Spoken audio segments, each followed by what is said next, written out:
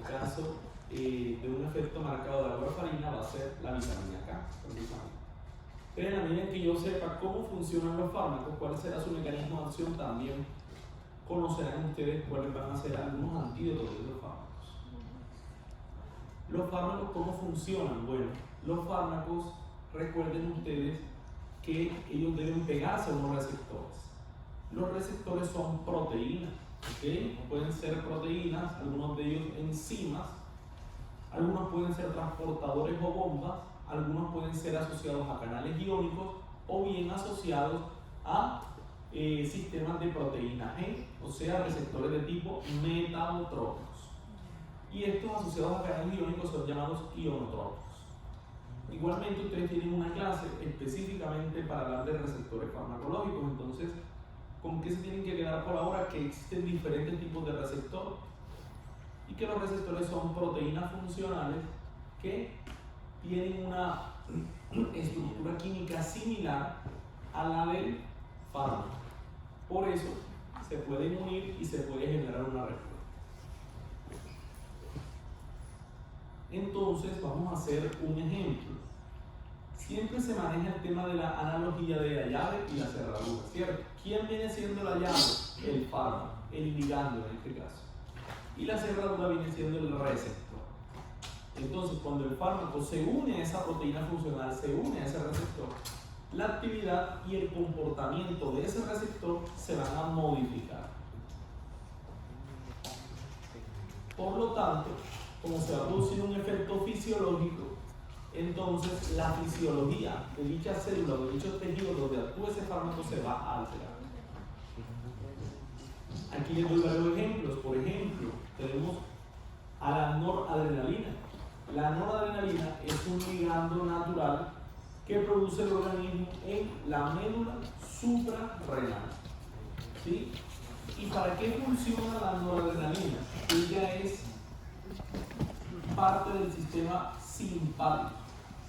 O sea, es un sistema que hace parte del sistema nervioso autónomo que se encarga, en este caso, del sistema simpático de activarse en estados de alerta. O sea, si este salón se estuviera incendiando, todo el mundo saldría corriendo, tendríamos elevaciones de noradrenalina. Así como hay una noradrenalina, digamos, endógena, también se ha fabricado una noradrenalina sintética llamada norepinefrina. Entonces, si yo le administro norepinefrina a mi paciente, esa norepinefrina se va a pegar ¿a dónde? A los receptores de la noradrenalina. ¿Cuáles son esos receptores? Por ejemplo, en el corazón, los receptores beta 2 a nivel cardíaco. Entonces, ¿qué va a hacer esa noradrenalina? Se va a pegar directamente a su receptor y va a inducir una respuesta. Otro ejemplo, tenemos la dobutamina, es un medicamento inotrópico positivo. ¿Cómo así inotrópico positivo? O sea, que aumenta la fuerza de contracción del corazón. La dobutamina se usa para pacientes con falla cardíaca avanzada, para que aumenten la frecuencia del corazón, la frecuencia con la que late por minuto el corazón. Entonces la dobutamina es ese ligando, es esa llave y va a tener un receptor que va a ser su cerradura. Una vez que se pegue a su receptor, va a poder hacer su efecto. ¿Cuál efecto? Taquicardia, por ejemplo, que es el aumento de la frecuencia cardíaca por encima de 100 latidos por minuto. Aquí el ejemplo contrario. Imagínense ustedes que, bueno, en este caso, estos fármacos, ¿qué serían? Agonistas. ¿Cómo así agonistas? Un agonista va a ser un fármaco que cuando se pega a su receptor, ¿va a activar ese receptor y va a inducir una respuesta positiva? ¿Cómo hace una respuesta positiva? Aumenta la respuesta del receptor. Luego, estos son ejemplos, estos que les estoy presentando acá. Este es un ejemplo ya de lo que sería un antagonista. Los beta bloqueadores. ¿Qué hace un beta bloqueador? Un beta bloqueador lo que hace es, en este mismo ejemplo de la noradrenalina, que se acuerdan que les decía que se pegaba a sus receptores beta 2 a nivel del corazón, ¿qué pasa si yo coloco un fármaco que bloquee, que ocupe esos receptores? Se va a poder producir la elevación de la frecuencia del corazón? No, porque hay otra molécula, en este caso el fármaco que yo estoy colocando, que me está ocupando esos receptores. Eso es lo que es un antagonista, un fármaco que se pega al receptor y que inactiva ese receptor y que además no produce respuesta. Hay ausencia de respuesta cuando usamos un antagonista. Mientras que como un agonista lo que hacemos es activar el receptor produciendo un aumento en la respuesta, produciendo una respuesta positiva. Esa es la diferencia entre un agonista y un antagonista. Pero no siempre se puede tener el ejemplo de la llave y la cerradura, ¿ok? ¿Cómo así no siempre se puede tener el ejemplo de la llave y la cerradura? O sea, no siempre el fármaco se va a pegar al sitio activo de ese receptor.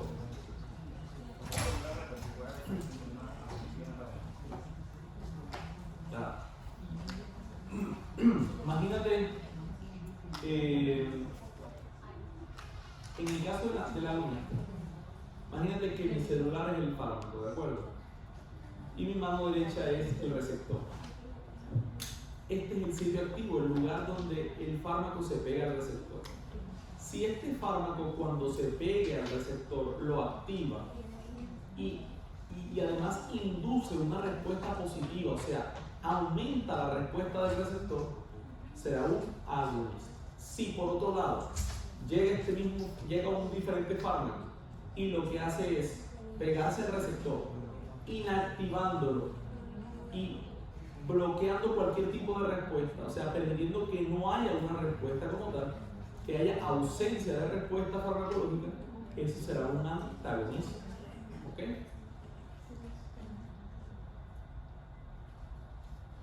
Ya. Gracias. No siempre se da el efecto de la llave y la cerradura. Les decía yo que no siempre la unión de mi celular se va a unir a mi mano en este sitio activo. Puede que el celular esté acá, mi mano esté acá, pero igualmente el celular me esté inactivando mi mano.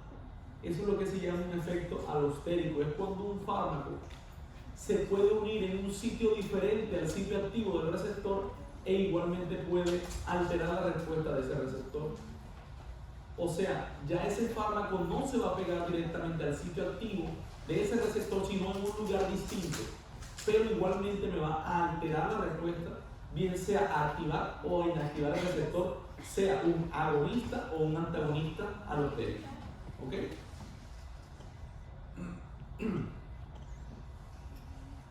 Afinidad. ¿Cuál es el concepto de afinidad? La afinidad simplemente te habla de la fuerza o la tendencia que tiene a unirse un fármaco con su receptor. Si un fármaco puede unirse, tiene la fuerza necesaria para pegarse a su receptor, se dice que tiene afinidad. Si un fármaco tiene una mayor afinidad que otro, es porque tendrá unas características químicas en su composición que le permiten ser más afín, tener una mayor fuerza para pegarse a su receptor en comparación con otros fármacos.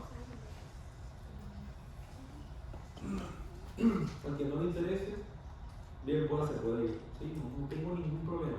Yo aquí estoy haciendo un esfuerzo, porque he estado con gripa toda esta semana, estoy haciendo un esfuerzo de darles la clase.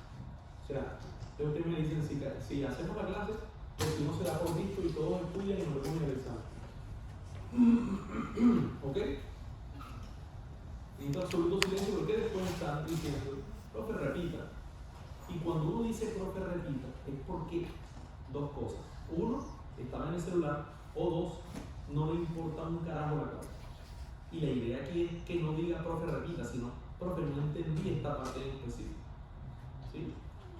Entonces tienen que estar pendientes de lo que yo digo, porque las diapositivas están montadas. Yo no estoy diciendo nada que no esté en la diapositiva, ni no les voy a evaluar nada que no diga en clase, que no esté en los libros. Entonces ustedes lo pueden estudiar en Guzmán y Gil. Entonces, presten atención. Afinidad. La fuerza o la tendencia de unión de un fármaco a su receptor. Ojo que la afinidad no me determina respuesta de ese fármaco. El fármaco se puede pegar, entre comillas, bien a su receptor y no generar ninguna respuesta. O sea, no ser eficaz. ¿Sí? Entonces, la afinidad es simplemente la fuerza con la que el ligando, con la que el fármaco se pega a su receptor. Concentración. La concentración hace referencia a que, por ejemplo, estamos dando una dosis de noradrenalina a mi paciente, por ejemplo. Y entonces mi paciente no está elevando su frecuencia cardíaca. Al no elevar su frecuencia cardíaca, yo tengo que aumentar la dosis, ¿de acuerdo? Para ganar una mayor concentración en sangre. O sea, que va a haber una mayor probabilidad de que ese fármaco ocupe más receptores entre que yo tenga una mayor concentración de ese fármaco. ¿Sí? Por ejemplo, tengo un paciente que no le puedo bajar la presión. Le coloco una dosis de un antihipertensivo, no baja la presión como yo quiero, le subo la dosis y ahora sí baja la presión. ¿Por qué? Porque hay una mayor probabilidad de haber ocupado mayor cantidad de receptores con ese fármaco.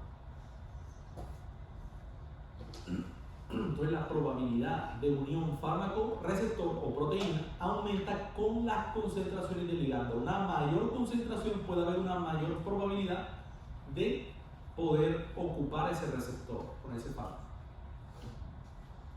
¿Y qué diferencia hay entre potencia y eficacia? ¿Alguien tiene una pregunta? ¿No? Perfecto. La diferencia básicamente es que la potencia se deriva de la concentración. ¿Cómo así? Imagínense ustedes que tienen dos compañías farmacéuticas. Una está desarrollando un fármaco A y otra el fármaco B. El fármaco A usa una dosis de 5 miligramos. El fármaco B usa una dosis de 2.5 miligramos. Pero ambas logran la misma respuesta, solamente que una lo logra con una menor dosis, o sea, una menor concentración que la otra. O sea, el fármaco B sería que menos o más potente que el fármaco A. Más potente. ¿Por qué? Porque a una menor concentración requerida va a generar el mismo efecto, va a generar un efecto determinado. Entonces, entre una menor potencia se requiere, entre una menor concentración se requiera para lograr el mismo efecto, ese fármaco en comparación con otro va a ser más potente. Eso, por ejemplo, lo vemos en los fármacos tipo corticoides, donde hay diferentes, dependiendo qué corticoide use usted, hay corticoides que tienen una alta, digamos, una mayor potencia que otros, son más potentes dependiendo de la dosis. Entonces, potencia hace referencia a que a una menor concentración requerida para lograr un efecto, ese fármaco va a ser más potente. Mientras que la eficacia únicamente hace referencia a lo que respecta a la activación del receptor y generación de una respuesta. O sea, que el fármaco haga lo que dice que hace. Por ejemplo, usted está administrando un antihipertensivo. Si ese fármaco disminuye la presión, ese fármaco es eficaz. No me interesa si disminuyó la presión en 50 milímetros de mercurio o si la disminuyó en 10 milímetros de mercurio, pero bajó la presión. Es eficaz. ¿Se acuerdan cuando veíamos las fases de los ensayos clínicos para que un fármaco saliera al mercado? Decíamos que la fase 1 era de seguridad, pero que la fase 2 y 3 era de eficacia. ¿Y qué se prueba en la eficacia? Bueno, en la eficacia estamos probando si ese fármaco de verdad funciona, si de verdad genera una respuesta farmacológica. Porque de nada me sirve tener un fármaco que sea seguro, entre comillas, que no me induzca un efecto adverso fatal, pero que no tenga una respuesta farmacológica. Porque sería prácticamente un placebo.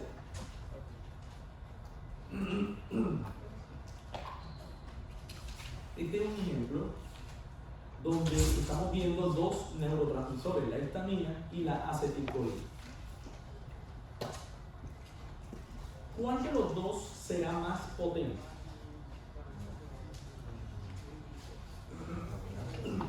La histamina. ¿Por qué? Porque requiere menor concentración para llegar a una respuesta al 50% de la respuesta.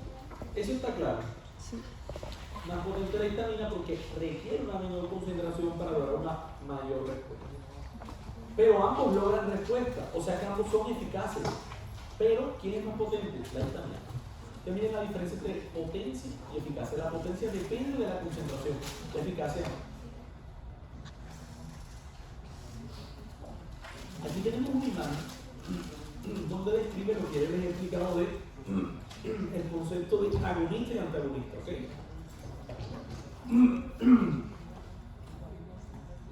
¿Qué es un agonista? Un agonista va a ser un fármaco que se pegue a su receptor y genere una respuesta, active a un receptor. Mientras que un antagonista va a ser un fármaco que se pegue a su receptor, inactive ese receptor y no produzca ninguna respuesta.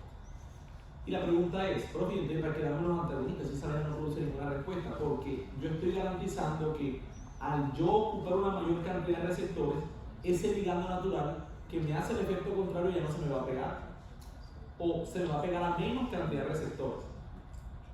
Por ejemplo, la noradrenalina, cuando se quiere pegar a su receptor beta 2, si yo le he puesto un beta bloqueador a mi paciente, cuando la noradrenalina llega a buscar ese receptor beta 2, ese receptor beta 2 ya está ocupado. ¿Ok? Es como cuando la novia venía del pueblo, ¿sí? Usted tenía una novia y la novia ya viene preñada del pueblo, miércoles, ya esa novia de usted. Ya tiene otro compañero o compañero. ¿Sí? Ya ese espacio fue ocupado. Y él te viene ahí y te dice, pero ven, ayúdame a mantener a mi hijo. Corra de ahí. Corra de ahí. No hay mejor anticonceptivo que ese. Bueno, ¿qué más? ¿Preguntas? ¿Sí? Bueno, ese por ese mecanismo no se daría también como el de los analgésicos para inhibir el dolor. Exacto, o sea, por ejemplo, pongamos el ejemplo de los antiinflamatorios no esteroideos, un ibuprofeno, una naproxeno. ¿Qué hacen ellos? Inhibir, son antagonistas de la COX, de una enzima que se llama la ciclooxigenasa.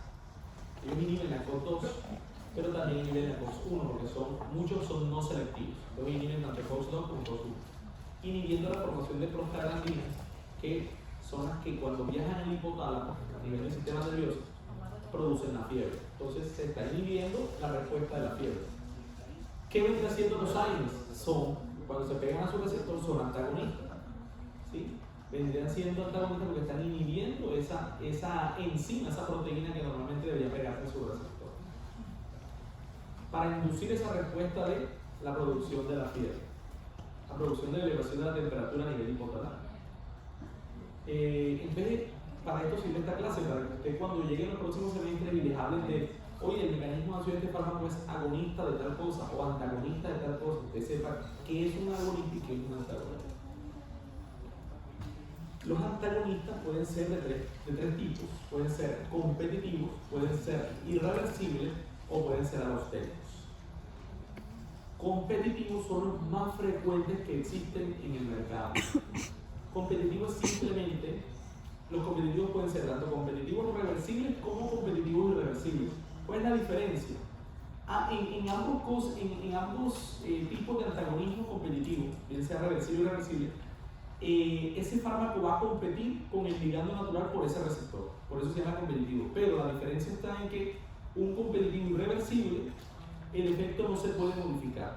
¿Por qué? Porque ese fármaco forma unos enlaces covalentes con su receptor que lo hacen muy fuerte y que por ende el efecto es irreversible mientras permanezca en el organismo. ¿Sí? O sea, no es que el efecto no se pueda quitar nunca en la vida, es mientras dura la vida media de ese fármaco, mientras se consume todo ese fármaco, mientras se elimina en su totalidad. Ustedes saben que es vida media, ¿no? Ya se los dijeron. ¿Qué es vida media? El tiempo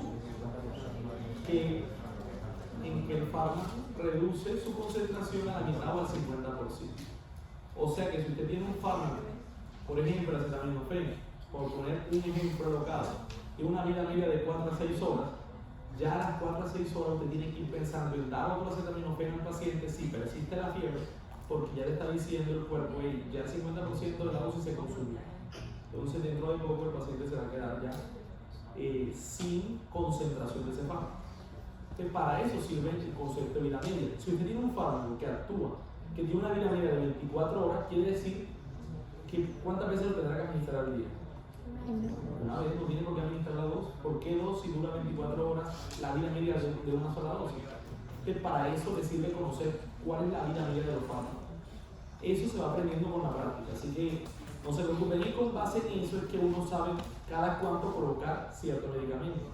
Entonces yo sé que, por ejemplo, a un paciente pediátrico le puedo colocar acetaminofén jarabe cada 6 horas, por ejemplo.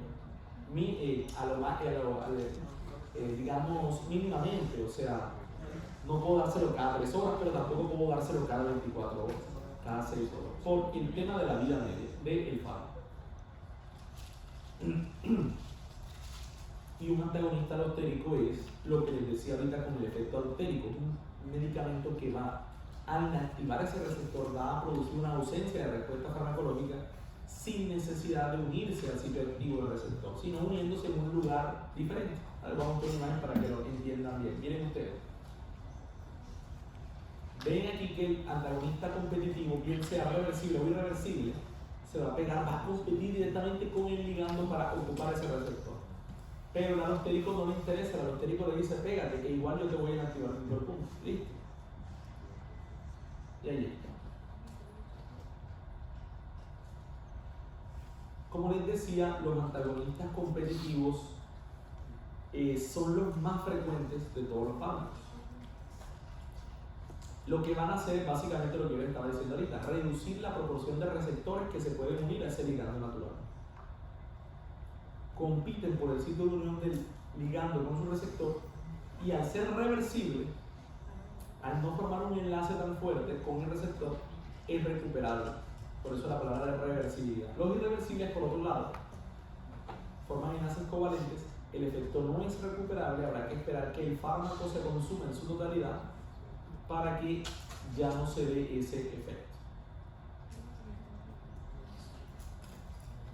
Profe, y si usted me está diciendo que un antagonista me bloquea el número de receptores de un ligando, ¿qué pasa si yo le coloco un fármaco que sea análogo a un ligando, o sea, que sea un agonista? ¿Será que eso va a liberar de más receptores a ese ligando natural? No. Aumentar la concentración del ligando o colocar un agonista para que le haga contrapeso a ese antagonista no va a reducir el antagonismo. En el caso de un antagonismo de tipo irreversible. Hay otro concepto que se llama, hay un otro concepto que se llama, hay un concepto que se llama el tema de agonistas parciales. Uno siempre pensaría que siempre se tiene que dar una respuesta máxima cuando el fármaco se pega al receptor, pero no siempre ocurre de esa manera. Hay momentos donde pueden haber algunos fármacos que sean agonistas puros. ¿Cómo así puros? Que cuando se peguen a su receptor producen una respuesta máxima, total, o sea, la mayor respuesta posible. Mientras que hay otros que producen una respuesta, son eficaces, pero producen una respuesta menor. Se llaman agonistas parciales.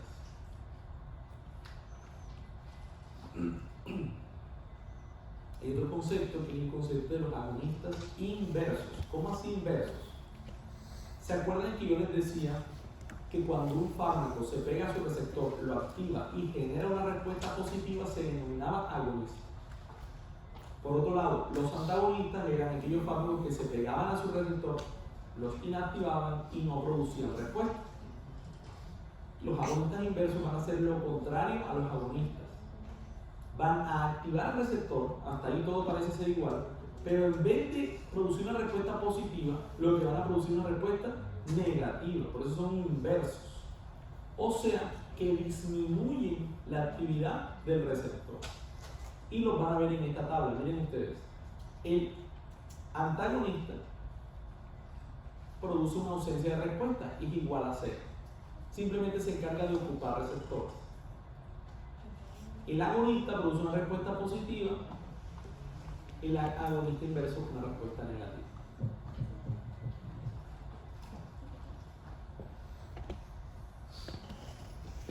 Existe otro concepto también que se denomina el tema de agonista. Sí.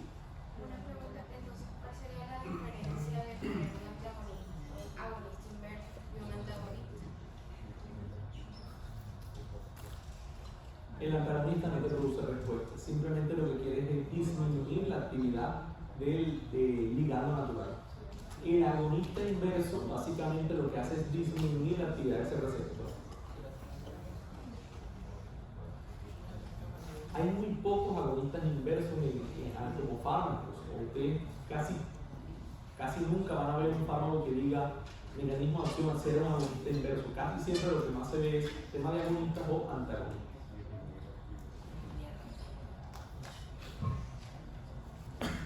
Puede que ustedes apliquen un fármaco y en un principio en el paciente, la primera vez que lo colocaron, se generó una respuesta alta, una respuesta máxima, y puede que después coloquen ese mismo fármaco y ya no desencadene la misma intensidad en la respuesta.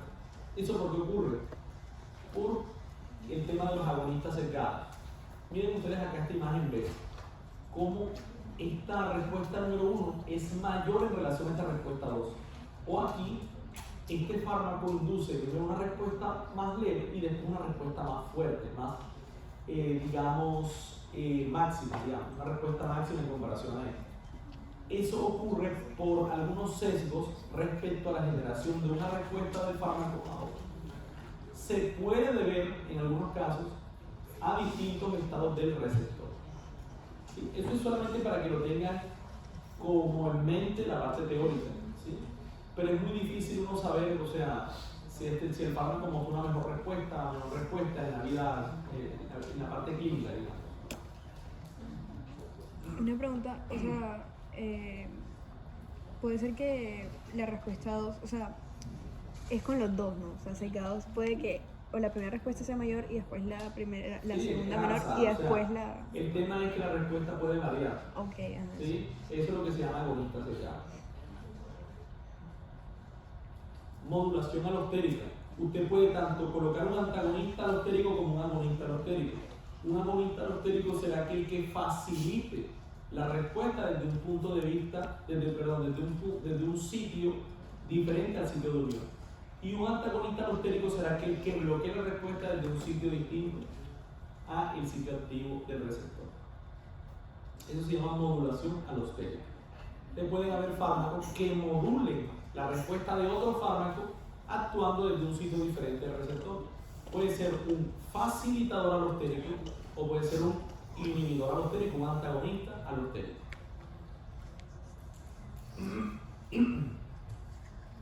Hay otro tipo de antagonismo, por ejemplo el antagonismo químico, cuando hay dos sustancias que se combinan en una solución y se pierde el efecto de una de las dos. Puede pasar, por ejemplo, con el infliximab, que es un anticuerpo monoclonal que va dirigido contra una molécula proinflamatoria del sistema inmune, que es el factor de necrosis tumoral alfa. Puede haber un antagonismo denominado farmacocinético, que es cuando, no sé si ustedes les explicaron ya en farmacocinética, el tema de la inhibición y la inducción enzimática. ¿Se los dijeron? Fármacos que eran inhibidores e inductores enzimáticos. ¿No? Bueno, entonces tomamos un ejemplo. Ese de la fenitoína. Dice, la fenitoína incrementa el metabolismo de la warfarina. Al incrementar el metabolismo, ¿qué quiere decir? Que la warfarina va a demorar más o menos en el organismo. ¿Menos o más? Menos. ¿Por qué? Porque recuerden que el metabolismo, a través sobre todo de la fase 2, aumenta la conjugación, que es la agregación de un compuesto glucurónico por medio de la UDP-glucuroniltransferasa, y eso lo que le permite a los fármacos es que poder ser más hidrosolubles para poder ser excretados por vía renal, biliar, por el sudor, por la exhalación, por la leche mamaria, o sea, por cualquier tipo de sustancia fisiológica. Entonces, puede que haya fármacos que induzcan enzimáticamente a otros, o sea, que aceleren el metabolismo y la eliminación de unos fármacos, acortando su vida media, acortando la vida media de ese fármaco. ¿Profesor, de qué depende?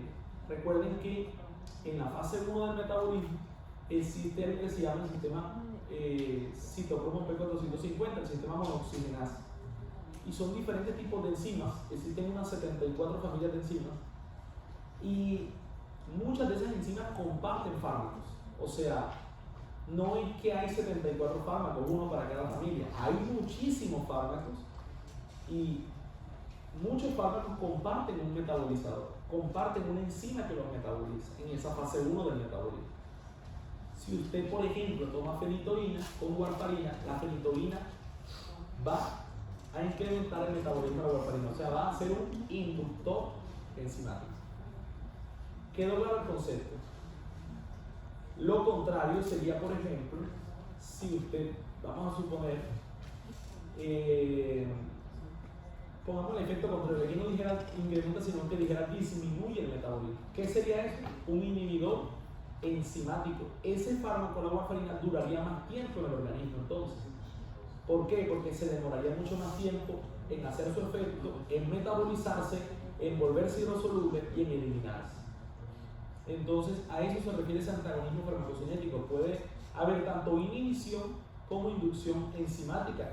Por eso el tema de las interacciones es importante. Cuando usted vaya a dar un medicamento, usted tiene que ver, oye, en Medscape, en UpToDate, mirar con qué interacciona ese fármaco para saber con cuál fármaco no puede combinar usted ese fármaco. Hay fármacos que están contraindicados en combinación. Por ejemplo, en hipertensión yo no puedo combinar un ARA2 con un IECA, ¿sí? Están contraindicados. Entonces hay que conocer ese tema de las interacciones. A eso se refiere al antagonismo farmacocinético. También puede haber bloqueo del acoplamiento receptor-respuesta, y es que el fármaco se pega al receptor, pero posteriormente, después de que activó ese receptor y demás, se bloquea, ¿sí? Eso sucede, por ejemplo, con la ketamina, que es un medicamento sedante. El antagonismo fisiológico es cuando, por ejemplo, usted sabe que yo para poder intervenir en una patología, yo puedo bloquear diferentes puntos. Entonces, si yo estoy bloqueando la secreción de ácido gástrico, hay 3 neurotransmisores que inducen la formación de ácido clorhídrico: la gastrina, la histamina y la acetilcolina.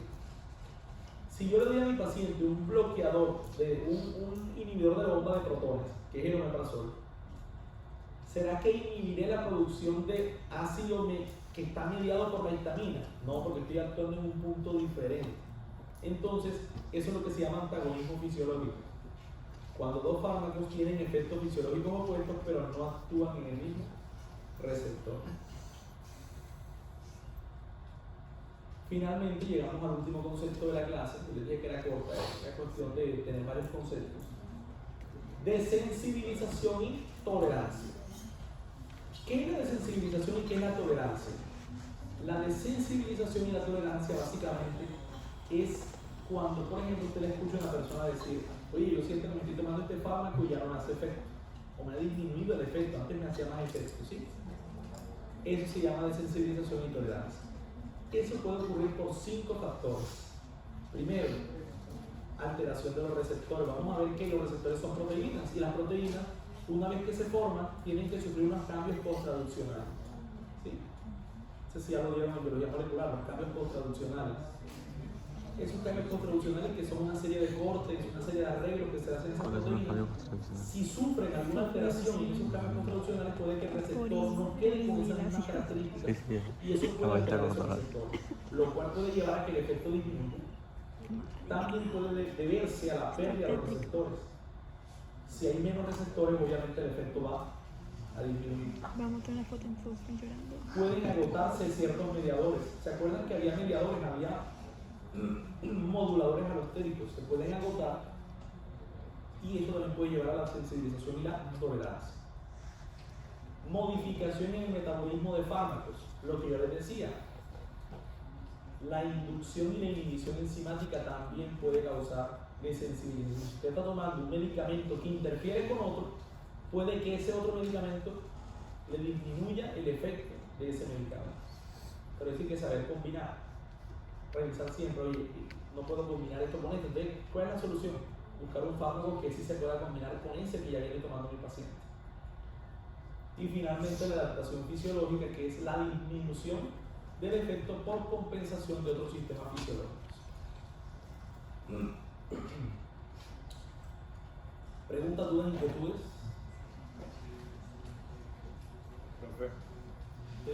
podría repetirme, repetirme no, porque sí le escuché, pero explicarme nuevamente lo del antagonismo fisiológico.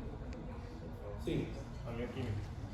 El antagonismo fisiológico es cuando, por ejemplo, tenemos los antagonistas del receptor de la histamina tipo 2, por ejemplo, la ranitidina. ellos actúan directamente en un punto totalmente contrario a lo que haría el omeprazol, que actúa en la bomba de protones, en dos puntos específicos. Entonces, eso es lo que te dice antagonismo fisiológico. Tienen efecto fisiológico, perdón, voy a cambiar el ejemplo. No el antagonista de histamina, sino la histamina propiamente, porque la histamina sería un agonista.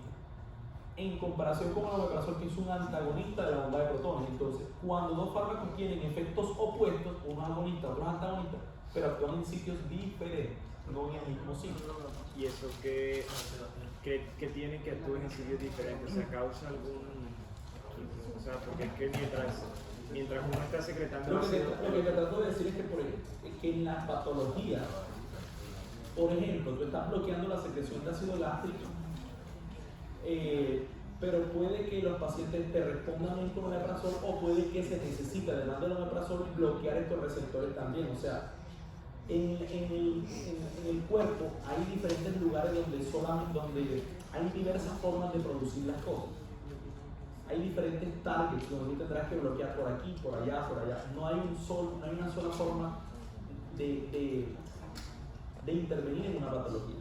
Por ejemplo, en la secreción de ácido hay fármacos que funcionan contra el receptor de histamina tipo 2, bloqueando la secreción de la histamina propiamente. Hay fármacos que actúan en la bomba de protones, ¿sí? Hay fármacos que actúan como antiácidos, neutralizando el pH, porque son bases débiles. Entonces, cuando reaccionan con ácido forman agua y demás. O sea, hay diferentes targets donde pueden actuar. Entonces, en este caso tienen dos fármacos con efectos opuestos, pero que actúan en puntos diferentes. Eso es lo que se llama antagonismo fisiológico. Y alguien preguntó por el antagonismo químico. Bueno, antagonismo químico hace referencia a cuando, por ejemplo, el infliximab, tú lo administras en un paciente. Todos los que terminen fármacos en MAP son anticuerpos monoclonales, o sea, son terapia biológica, van directamente ante una molécula del sistema inmune, en este caso contra un agente proinflamatorio que es el factor de necrosis tumoral. Cuando él se pone en contacto o cuando encuentra el factor de necrosis tumoral alfa, lo que hace es que lo secuestra. Y eso entonces, cuando los dos se juntan, se pierde el efecto del factor de necrosis tumoral alfa. Eso hace referencia al antagonismo químico. Dos sustancias que se combinan y una de las dos pierde su efecto. Eso es lo que buscamos cuando colocamos infliximab. Eso lo verán en patologías de tipo autoinmune o en patologías como el asma, por ejemplo, o rinitis alérgica o enfermedades que estén mediadas inmunológicamente. Preguntas, dudas, inquietudes, muchachos, pregunten. Hagamos un pequeño ejercicio. Vamos a ver aquí ChatGPT para hacer preguntas. A ver, eso es lo que hago cuando voy a hacer preguntas para el examen. Obviamente no uso todas las preguntas, uso las que a mí me parecen con base a lo que yo digo. Entonces vamos a... La vez pasada yo pude hacer la pregunta sin necesidad de... Creo que es a YouTube. Me voy a crear un canal de YouTube para irme viral.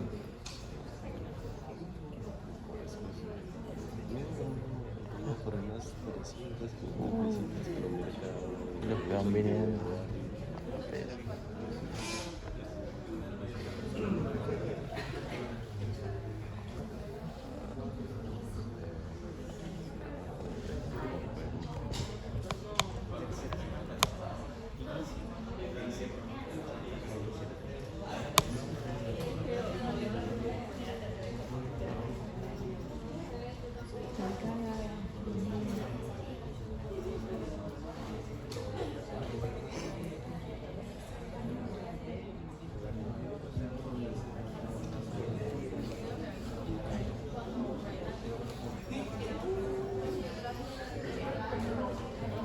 Te saco 0.5 que te saco 0.5. No vas a sacar menos, pero no quieres. ¿Quieres el supletorio biomolecular? Son 5 preguntas. Claro.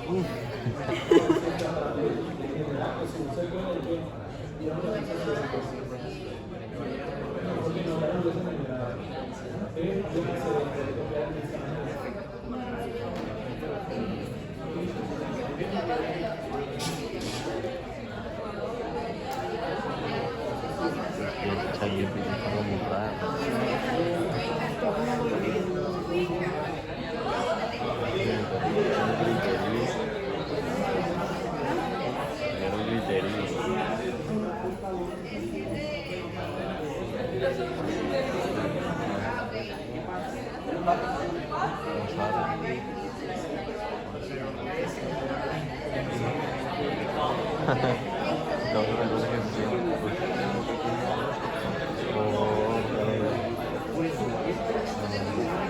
marita esa que no se zoom, que admite cada...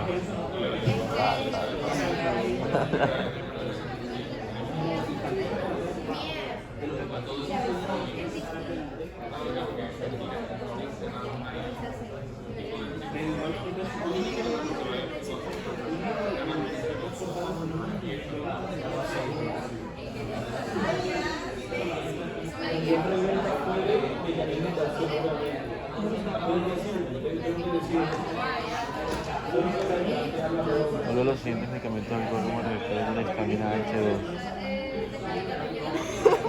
Sí, ya lo dimos, se supone. No, ¿verdad? ¿Cuál de los siguientes fármacos un agonista de energía mixta? Pero ella está preguntando puntualmente. La inhibición de la enzima convencional de angiotensina produce.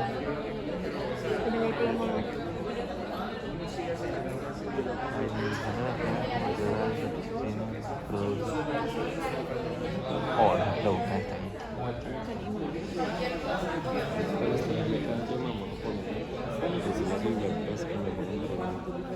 Y ayer mi hermano me preguntó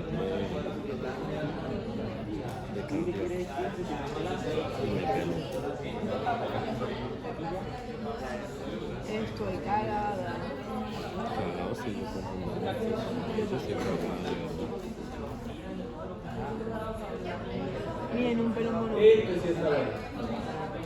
Yo tengo pelo rojo sin duda. Ok, esa pregunta sí se contesta. ¿Cuál de los siguientes fármacos o conceptos farmacodinámicos se refiere a la capacidad de un fármaco de producir el efecto biológico deseado? Eficaz. Ahí no le estoy preguntando profe, por ¿por qué hacerlo concentración, por por tanto no es potencia, no le estoy preguntando por fuerza o tendencia de una afinidad. Selectividad ni lo hemos hablado, así que eso es un distractor, respuesta eficaz. Así es el tipo de preguntas del examen. Sí. Oh, excelente, pero Adiós, profe. De verdad. Y así las preguntas en quinto igual las pierden en el examen de básico. Porque se les olvida, pero no repasan. Bueno, la potencia de un fármaco se define como la cantidad de un fármaco que se une, no. La capacidad de un fármaco para producir, eso es eficacia. C, la concentración de un fármaco necesaria para producir la mitad del efecto máximo, eso es concentración. La duración del efecto farmacológico, no. Eso está más relacionado y realmente no sería vida media, sería, digamos, todo el efecto, toda la duración del fármaco. Un fármaco con una alta afinidad por su receptor tendrá una mayor cantidad de efecto biológico. No necesariamente. Pero es que afinidad no Pero tiene acuérdense que esto no nada tiene nada que ver, la afinidad no tiene nada que ver con la respuesta. Una mayor concentración en sangre, una mayor capacidad de desplazar esos fármacos del receptor, una menor concentración necesaria para producir el efecto máximo. Bueno, aquí en esta respuesta, si usted la mira bien, aquí la herramienta de ChatGPT se equivoca. Sí, verdad. Porque esto hace referencia a qué concepto? A la potencia. A la potencia. Entonces, ojo, cuando usted estudie con ChatGPT, sea crítico, porque todo lo que le dice no es cierto. Es una herramienta automática, pero esto está errado aquí. ¿Cuál será la respuesta correcta acá? Sí. Yo diría que la C, una mayor capacidad, pero digo, no, eso sería concentración. Mejor concentración. No, realmente yo creo que no aplica ninguna de las respuestas. sí. Porque es que la afinidad Ninguna de las únicamente, bueno, no mentira, podría ser la C en el sentido de que al tener más fuerza de unión al receptor podría pegarse a más receptores con mayor facilidad. Podría ser la C, pero no es la mejor pregunta. Y aquí la respuesta está errada. Pero cuando estén estudiando, esto les sirve hasta para usted mismo criticar a ChatGPT. Esa respuesta ahí está errada. Esto no me sirve porque esto ya es muy específico, esto lo van a ver en el tercer semestre. Esto está bueno, ¿qué tipo de interacción fármaco-receptor ocurre cuando un fármaco reduce, disminuye la respuesta a otro fármaco? Aquí esto de reducir, disminuir, está errado también. La palabra no debería ser antagonismo. El que reduce es un agonista inverso. Más bien aquí la palabra sería no produce una respuesta. No produce una respuesta, aquí sería antagonista. Agonista parcial, aquí está. Tener una afinidad baja no tiene nada que ver el tema de agonista parcial con eso. Producir una respuesta biológica menor que un agonista completo, incluso en concentraciones máximas. Sí, esa es la respuesta. Tener una alta afinidad pero una eficacia baja. No tiene nada que ver. Producir una respuesta biológica máxima. No, los agonistas parciales no producen respuestas máximas, sino submáximas. La respuesta es la B. Sirve para estudiar esta herramienta, claro. Y no solamente tienen esta, tienen también esta que se llama, esta es incluso mejor porque te da hasta el link de donde sacó la pregunta, donde sacó la bibliografía. Microsoft Copilot. Ahí lo tienes. ¿Será este? No. Debe ser este que está acá abajo. Copilot, que lo puedes descargar en el celular. Bueno, entonces, siguiente pregunta. Esta, ¿no? Esta. Bueno, la selectividad. No hablamos de selectividad, en Goodman no hablan de selectividad. Según esto es su capacidad para unirse específicamente a un tipo de receptor. O sea, que vaya así. Bueno, selectivo sí. Que sea selectivo como así. Eso quizás se me olvidó mencionárselo, no, Goodman no lo menciona, pero igual quiero decírselos. ¿Qué es selectividad? Cuando únicamente un fármaco se pega a determinado receptor. Voy a poner un ejemplo. Los AINES pueden ser dos selectivos o con dos no selectivos. ¿Cómo así? Puede que haya fármacos que inhiban la ciclooxigenasa 2, pero también inhiben una ciclooxigenasa que es la ciclooxigenasa 1. Esos son no tener selectividad porque se va con cualquier tipo de receptor de esa familia. ¿Sí? Eso es como cuando el man le pega cacho a la mujer con la hermana de la mujer, o le pega cacho con la cuñada. Eso no tener selectividad, ¿de acuerdo? Bueno, huyan de ahí, ¿ok? Entonces, ser selectivo, ¿qué era? Ser selectivo es básicamente casarse con un receptor. ¿Sí? Por ejemplo, los que son COS2 selectivos. No sé si alguna vez has tomado una pastilla que se llama etericoxib, celecoxib. Esos que terminan en coxib son AINES de tipo selectivo, o sea, no inhiben a la COX-1, solamente a la COX-2. Eso es lo que se refiere a selectividad, la capacidad de un fármaco para unirse específicamente a un tipo de receptor. Pregunta, ¿qué tipo de antagonista se une al mismo sitio que el agonista? O con esto, ¿qué tipo de antagonista se une al mismo sitio que el agonista, pero no activa la señalización intracelular? Competitivo. Compite con ese sitio del agonista, le gana la posición, es competitivo. Alostérico sería, si yo le pusiera acá, ¿qué tipo de antagonista se une a un sitio diferente del sitio activo, por ejemplo? Y el tema de irreversible o reversible, si yo les pusiera y forma enlaces covalentes o forma una unión irreversible o forma una unión muy fuerte, el tema de irreversible no lo preguntaría porque prácticamente inclusive la respuesta no se puede. Vamos a pedirle 10 más a ver si nos genera alguna pregunta adicional y si no, nos vamos.